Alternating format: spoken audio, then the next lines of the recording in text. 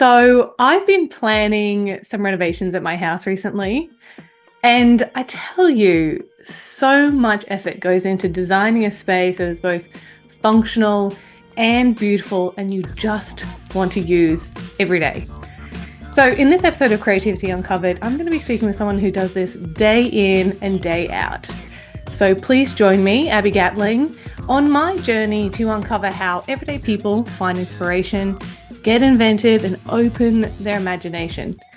Basically, through this podcast, I want to find out how people find creative solutions at home, at work, at play, and everything in between.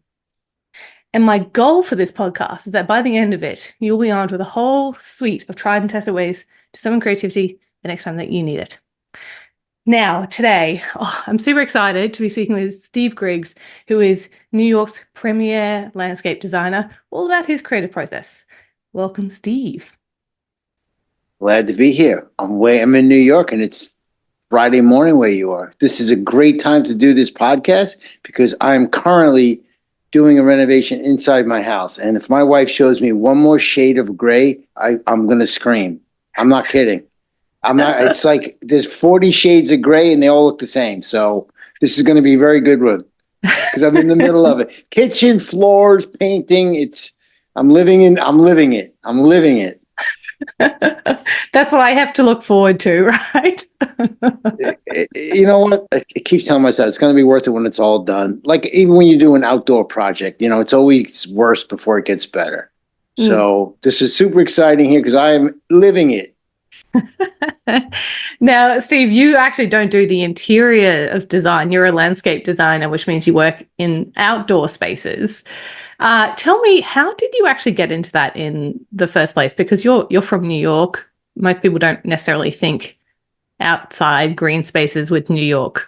Tell me about that. That's a very good question because I went to school down in Mississippi, and every time they asked me, they wanted to know if I have grass where I live, right? So I live outside the city in the suburbs where there's houses and grass and trees and all that. I basically just like being outside and working outside. And when I took the high school aptitude test, I checked all the boxes that I'm not one to be sitting behind a desk all day. So there you have it. 40 years later, I'm still here.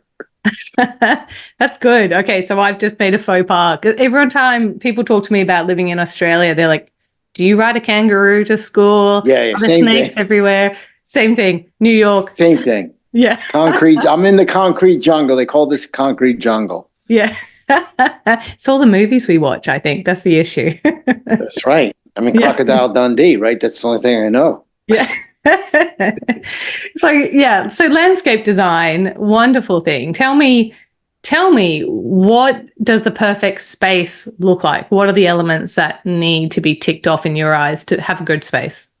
So basically, when you're designing an outdoor space, I try to explain to people because people seem to understand the interior better than the exterior. So when I try to explain the exterior, I try to picture the outdoor room, right? So inside the room, you have carpet and flooring.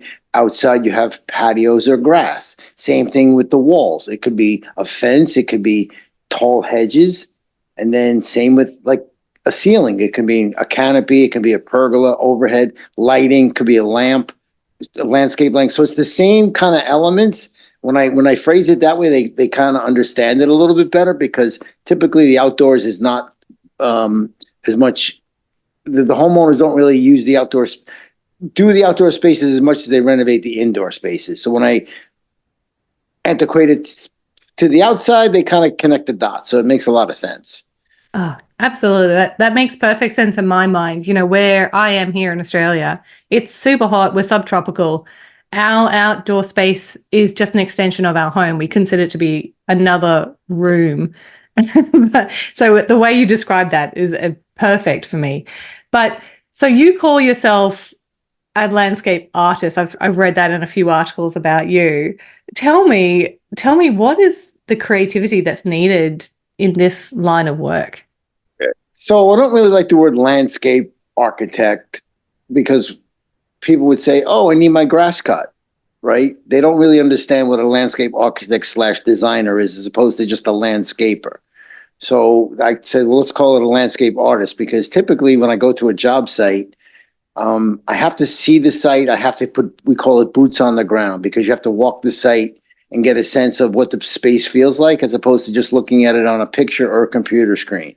You may see a focal point like a rock outcrop, a nice vista or view of water or a mountain, and you want to try to incorporate all that. So you really need to walk the space with the client and try to get inside their head to see what what the space should feel like when it's all done.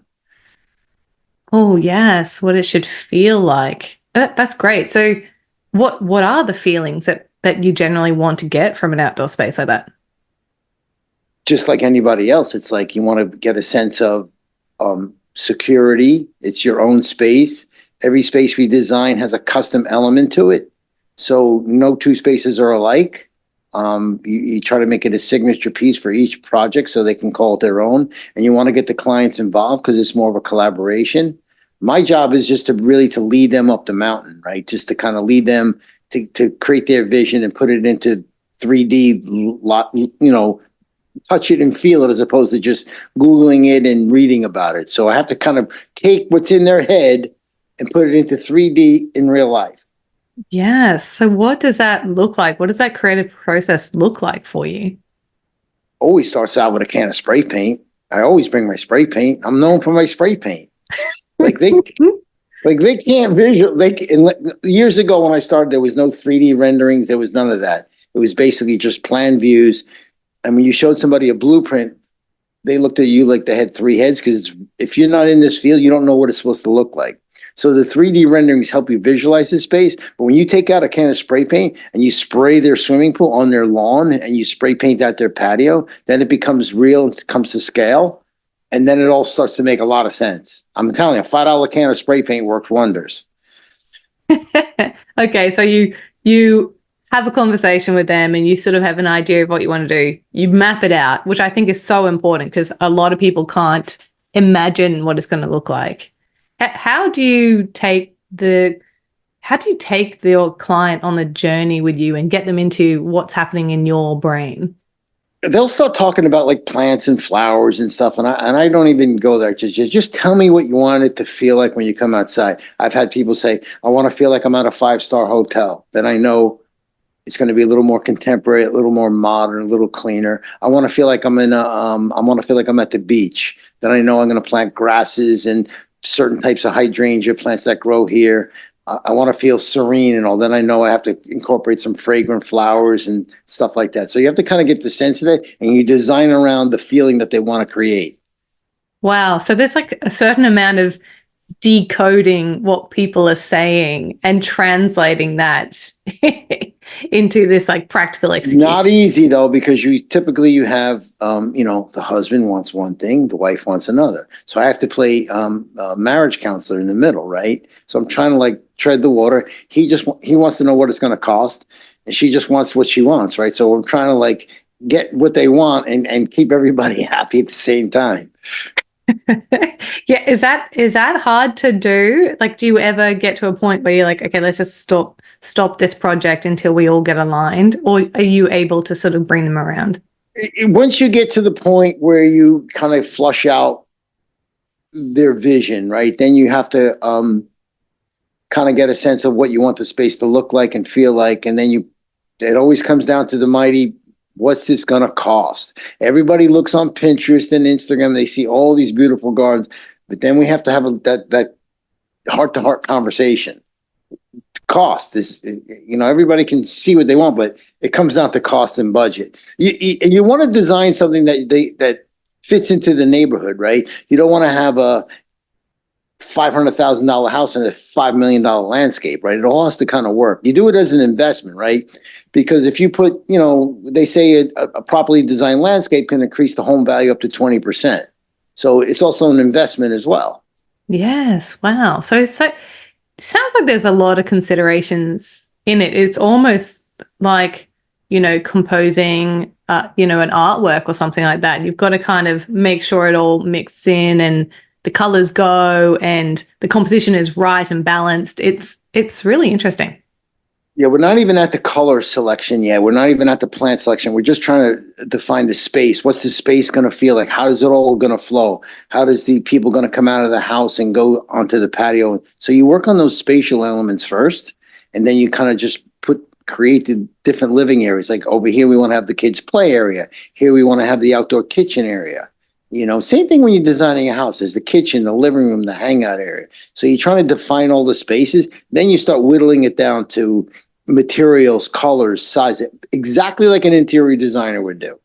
Yes, yeah. Big, and then just start Yes. refining. Yeah. I've had people say to me, "Oh, I don't like yellow flowers," and we're not even near there. The place looks like, there's a giant hole in the ground for the swimming pool. We're not even at that discussion. And one of the hardest part is to try to keep the clients on track, because they'll start talking about the flowers and the colors. I try to keep them, focused on the next task at hand. You want to start with big and go small, correct? Yeah, wow. So you do have pretty much a set process that you follow with every client, that you've got to do it in the right order. You have to do it in the right order. And logistically, sometimes if we do a job in New York City and I have to bring the plants up 20 stories to a terrace on the balcony, how logistically we're going to get the material up there? Because most people don't understand the construction process of it. It's also, logistically, how are you going to move machines in and out, patios, plants, dirt, a lot of different moving parts. Yes, yeah. So there's the artistic element, but also logistics and construction. That's a whole nother, that's construction part of it. So the design portion of it, I think anything that you design, a good designer has to design something that is executable, right? You don't want to just show a pretty picture on a plan or a pretty picture on a 3D rendering. It has to be buildable. I mean, I've seen so many designs that look great, but it's just way over budget, not practical to build. It just doesn't work.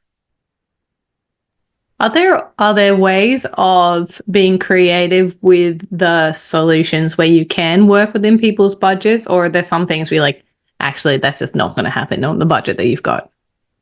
Absolutely.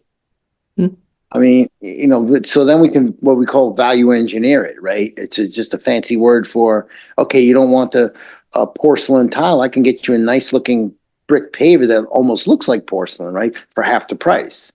And same with the planting. The planting, instead of a 10-foot tree, let's put it in at 6 feet.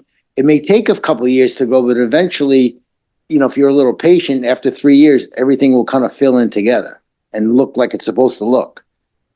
So there's different ways to fit the different budgets for sure.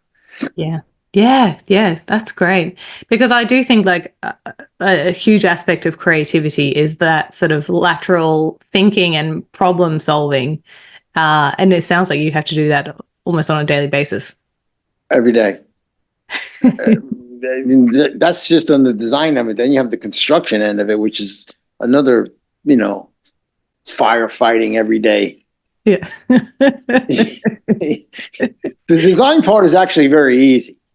For me, it's the implementation of that design, right? It's not good to just do a design and hand it off to a guy and say, here, go build this, because things are going to change throughout the projects and you may have to make certain adjustments on the fly. You're digging a hole, you hit a big rock, you have to move the pool a little bit. So there's all different elements that come up day to day for sure. Yes. So you manage the entire process, because I can imagine, as you said, you hand it off to someone else, they're going to have their interpretation of what the plan is and how it should be. It could be easy for your vision to kind of get lost along the way. You try to give them a very detailed plan as much as possible, but it's interpretation, right? So, and also like the positioning of the plants, sourcing the right plant material, positioning it, things may not look exactly the way they do on the plan. I may have to make some in the field adjustments to get it to look just right. Absolutely. And so you mentioned before that a huge part of the initial stages of your design process is that you're trying to create the vision for your client based on what they've told you. What happens when you don't quite gel with their vision? Like, how do you stay creative and how do you stay motivated to continue with that project? Maybe you can rephrase that. How do I stay motivated when it's not going accordingly? Yeah, so say you have a like this wonderful vision for a project and how it should be, and your client doesn't quite agree with you. Well, like, how do you do that? It just comes from the New York attitude and the New York. I just tell them it's not going to work. Like, it's a waste of money. I have better solutions. That's why they hire me, right? To lead them. If they can figure all the answers out themselves, they wouldn't need someone like me. So we can kind of so together we kind of walk through the situation and come up with the best solution. Yeah, yeah. Yeah, we sometimes it's not always, yeah, they want one thing and it's not practical, let's say. So we have to kind of, I mean, listen, you can pretty much do anything if you're willing to spend enough money behind it. My job is to try to get you the best project for the best price and keep the project on budget. That's Yeah. kind of my goal, right? So you kind of have to lead them in the right way. A bit of negotiation there. I mean, that certainly happens in my role. You know, I do marketing, and there's a client's vision, and they're so steadfast on their vision, and you're like, well, actually, this goes against the design principles. This shouldn't go ahead this way. It should be. One of the things, well, it's funny you say that because one of the things that really sends things into a tailspin is when they start second guessing themselves, right? And then they start coming back to me with second guessing, and then they're asking me, what do you think? And or you don't want to really ask the client, what do you think? You know what I'm saying? You don't want to stay in your lane.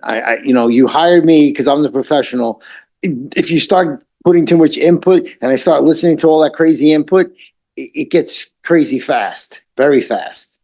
Yes, but I mean, that takes a lot of confidence to say that, like, I'm the professional, you've hired me for this, you should trust me. Like, have you felt that way the whole way through, or is that something you developed throughout your career, that confidence to stand up for yourself? It's 40 years of doing this. I've installed thousands of jobs. Like, I can't even tell you thousands. Over 40 years, that's a long time. So yes, I pretty much tell them I've done a lot. I've planted a lot of trees. So you probably would be best if you listen to me. That's just my advice. You can do what you want, but I'm just telling you my experience. Yeah, yeah, absolutely. I mean, I think that was a learning lesson for me, is that early on in my business that, you think that you want to try and appease the client as much as possible and keep them happy. But I guess at a certain point, you're like, actually, I've got the expertise, I've got the training, I do this day in and day out. My voice is valid here. It's like I was just telling you, before we started. It's like 8 shades of gray. My wife, there's like 40 shades of gray. You're like, I can't decide. Give me like 3 to pick from. Like, take the worst is us taking the client to like the stone yard or the nursery, and there's just so many things coming at you. It becomes overwhelming for them. So you want to try to guide them in the right way. You don't want to give them too many options because it gets overwhelming. Yes. Yeah, yeah, yeah. Definitely considered part of the process is giving them the autonomy to choose, but only within the realm that you've set. Yeah, you want to pick a gray? It's medium, dark, or light gray. That we're not going 40 shades, and every shade of gray has a different name. I mean, right? You know what I'm talking about. There's like, so yeah, so that's really helped, and you try to keep them on track so we can keep the job on time, on budget, and get what you want. Because once you start making, I always tell people, listen, I can change it on a piece of paper for no charge. Like, we can design. It's best to flush out the design process early on, get all the materials picked out, get everything selected. Because once I go to the job site and I have to start moving things with man and machinery, it gets very expensive very fast. Yeah, I can imagine. And so you've been doing this, 40 plus years. How has this changed during that time? Like, has the industry changed or your process changed throughout that time? I mean, just the communication has changed. Emails have changed. I mean, there was no such thing as podcasts like this have changed. You can learn a lot from podcasts. You can learn a lot. I mean, basically, you can just type in Google and Google anything. That's another thing I like to talk about. I can always tell when a client's been Googling. It's like when they tell you don't Google medical questions because then it's the same thing. So they start Googling. I can hear what they're asking me, and I'm like, you Googled it, right? Don't believe everything you read on Google or type it in, because then they get more, then they have more stuff in their head. So technology has certainly played a factor in. It played a factor. It's definitely helped because of the 3D renderings for sure. The clients can really visualize things a lot better. That has changed. That I would have to say that's been the biggest change in everything, just in like in everybody else's life, technology, right? And I'm still trying to learn. I learn. I have to keep up with the learning, right? But I still use my spray can. Spray can works the best. Never retiring the spray can. Never retire the spray can. I And still draw my designs by hand. I still do because when I went to college, there was no CAD drawings or 3D renderings. I draw them by hand. I put the vision on paper in the sketch form, and then I hand it off to my staff that can make it look all pretty and fancy with all the renderings and all.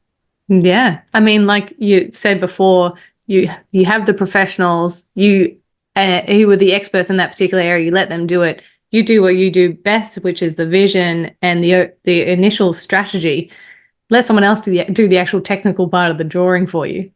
Absolutely, because they don't really have the in-field experience that I do, right? So it's very hard for them to kind of take it out of my head and put it on paper. So I give them, rough sketch with some pencils and some magic markers, and they basically can understand it from there.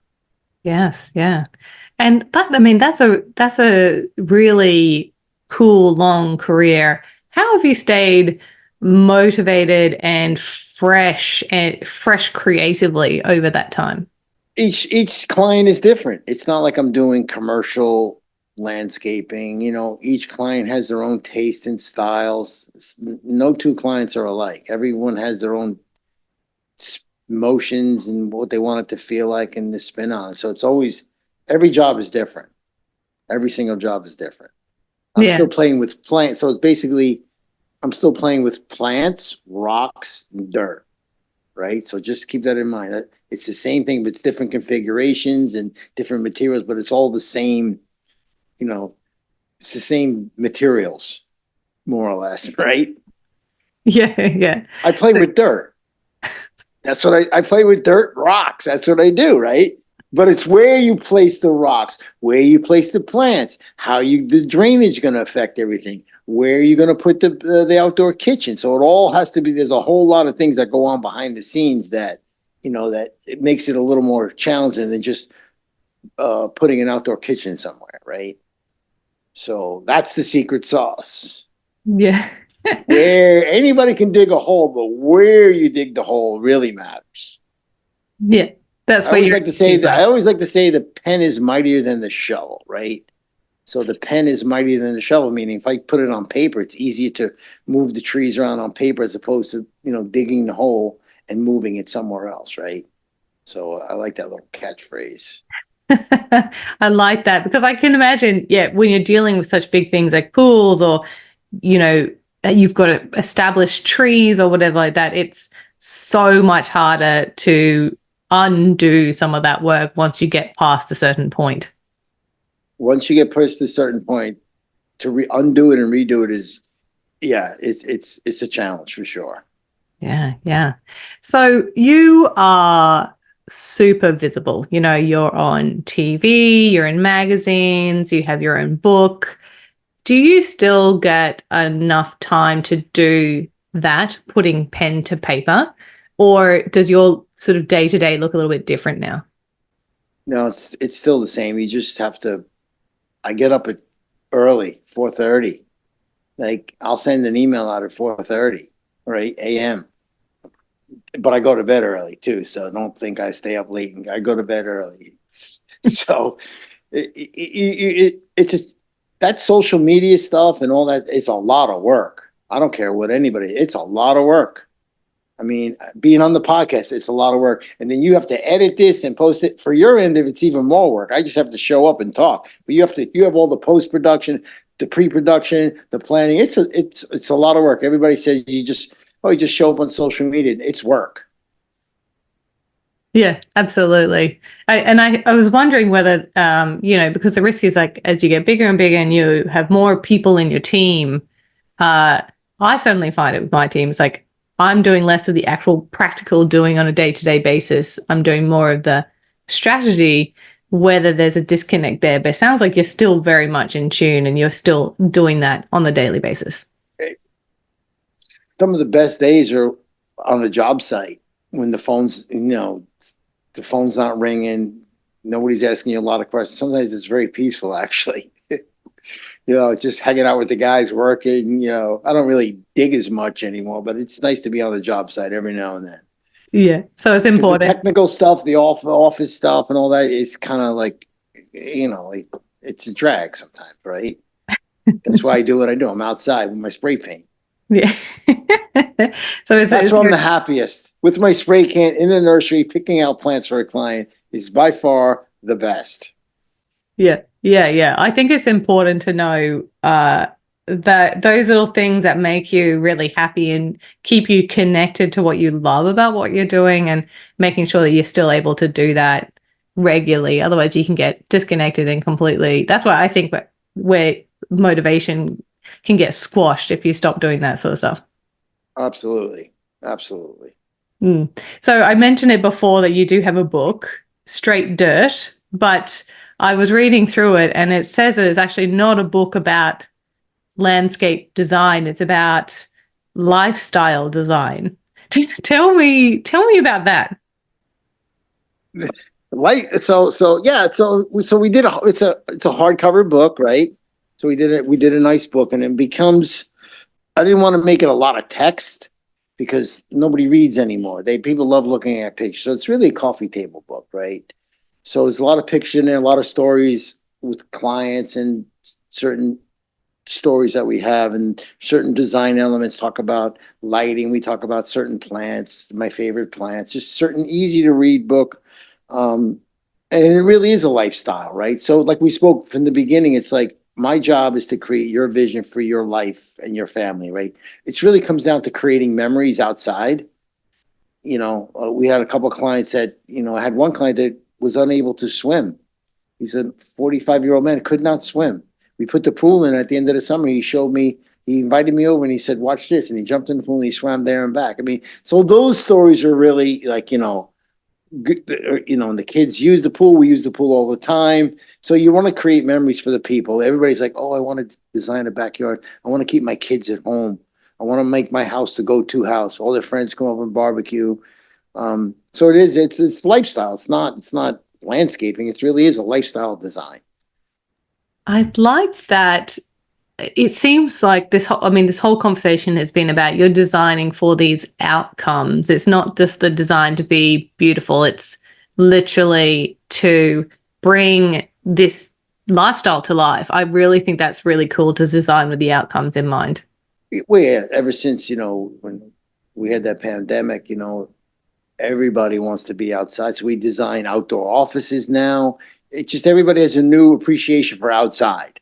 And in the Northeast where I live, it's cold from like end of October till it's cold now till April. So the season here is very short, the outdoor season. So people love to be outside in the springtime, in the summer, in the fall. It's a beautiful time of year because it's long, dark, cold winters here. Wow, it's really interesting that people are still so motivated to invest so much in their outdoor spaces when they can only use it for half the year. Half the year, right? Half the year, but what's happening is some of the trends are we're extending the season, right? We're extending the season. We're putting outdoor heaters, fire pits, outdoor TV. So they're trying to extend the season, outdoor fireplaces. So you can basically stay outside as long as you want. It's not, you're not going to go swimming, but you can certainly hang outside by the fire pit and cook outside and all. So that's really been a big help where we basically extended the outdoor season for 9 months instead of 6 months. That's wonderful. That's better ROI for everyone, isn't it? The best return on investment if you can do these things. Yeah, especially in the New York area where the property taxes are super high. So I try to tell them to maximize your entire property, try to utilize every single space. I've had clients say to me, oh, I never go outside. You never go outside because if my backyard looked like that, I wouldn't go outside either. Right.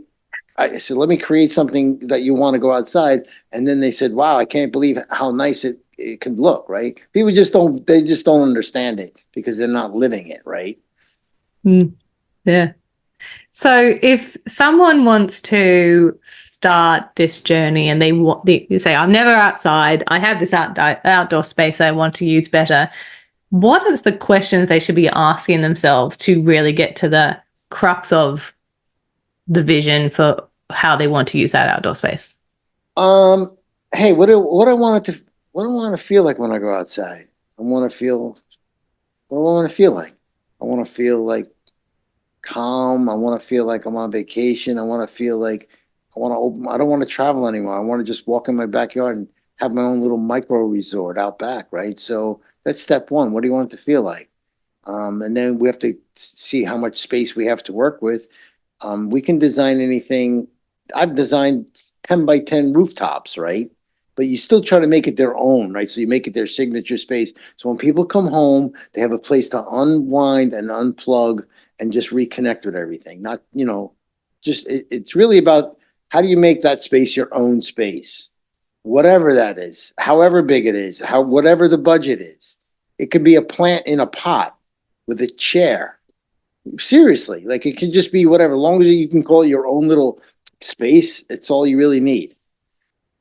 Wonderful. And I like that. It could be as small as big as you have. Everyone's got the opportunity to build a beautiful space that they love outdoors. Sure, and budget can be you can spend $10. I always tell people, listen, you can get just as wet in a blow up swimming pool as you can in a $200,000 pool, right? Think about it. You can blow up a pool, go in and close your eyes. You feel like you're floating in a pool, right? So it all depends on, what you want it to feel like and the budgets and all. But it really comes down to, the feeling. It's all about the feeling. I really believe it is. Yeah. Because if you Cool. can achieve that feeling when you're all done, you've done it. You've done your job. Beautiful. Yeah, I think I love that it keeps going back to that feeling at the forefront because so much of design is emotive and you want people to have that sort of visceral reaction where they like, oh, yes, this is relaxing, or yeah, I feel like I'm on holidays, or I'm in, Mexico partying on the beach or something like that. Yeah, it's just people work hard. They want to enjoy their home. Look, home is like your safe space, right? Home is where when you go home, you're home, right? It's your space. It's secure. It's safe. It's your little nest, let's say, right? So you want to make it as comfortable as possible. Mm, definitely. And so, I mean, this is Creativity Uncovered. It's all about creativity. And you said so yourself that you are creative and this is a creative act.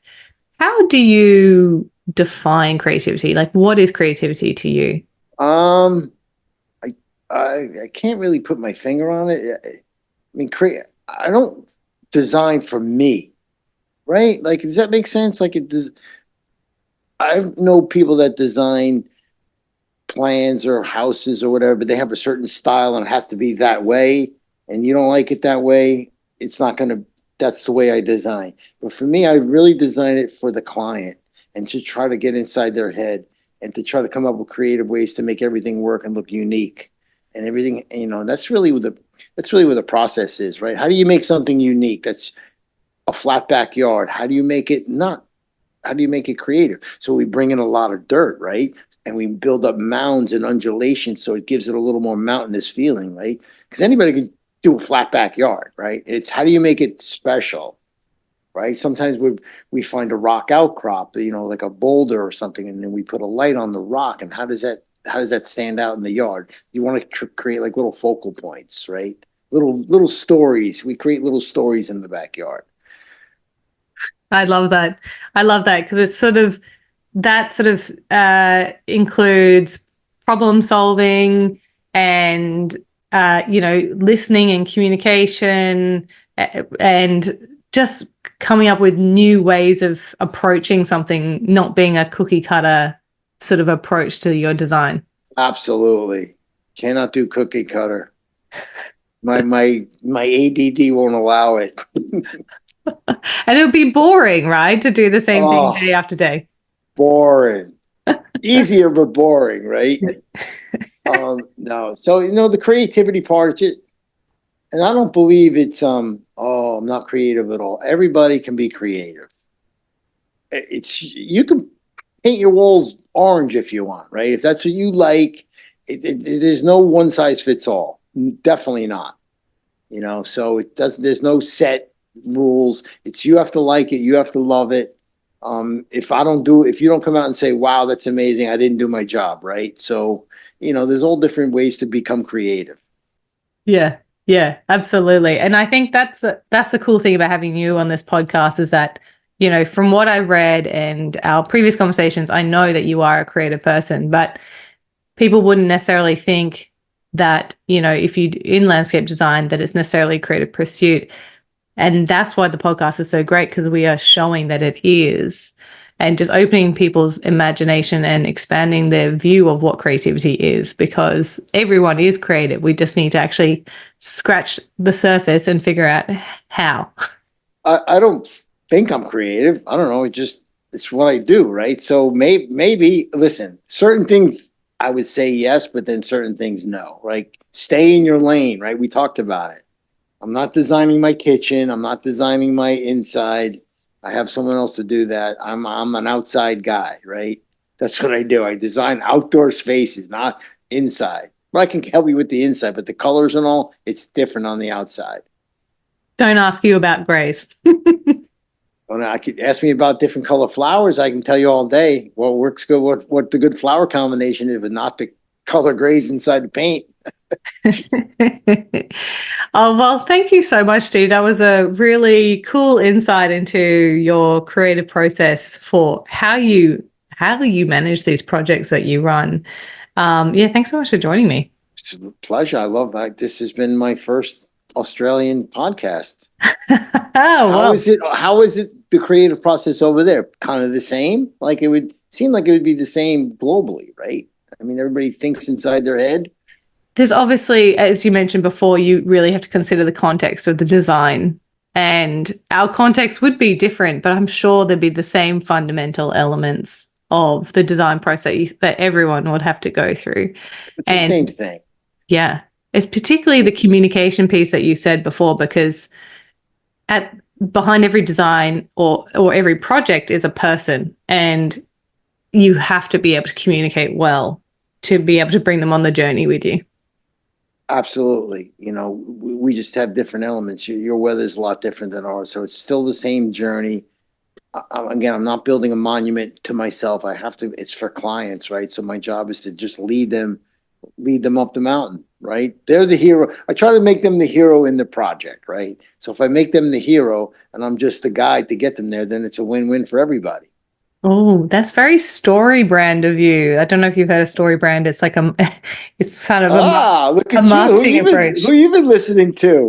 Huh? You're the guide on the journey. I like that. Yes, those guys have really helped me out a lot, actually. Yeah, it's a beautiful approach, I think. It really is, and it makes so much sense. It's like, wow, I didn't, So that's the way I try to. When I meet a new client, that's what I try to explain to them. That I'm not trying to force any design style on you or anything. I'm just trying to get it out of your head and make it a reality. Perfect. That's cool. And I'm hoping that this podcast is sort of a little guide for people as well to help them kickstart their creative journey if they feel like they're not creative, or to help them bust through creative blocks if they are experiencing that. Just go get a can of upside down spray paint. It's upside down. It has to be upside down. Because if you take a regular can of spray paint, it won't spray. But if you get the upside down, it works great. There you go. A pro tip there. There you go. And yeah, that was Steve Griggs joining me today. And I also want to say thank you to everyone who's tuned into Creativity Uncovered. If you enjoyed this episode, please do jump online on Apple or Spotify and give us a rating or review, because that'll help this podcast find its way to new people who need it. And if this episode has helped you with your creativity, I'd love to hear about it. So please do send me a message, and we can help make the world a bit more of a creative space.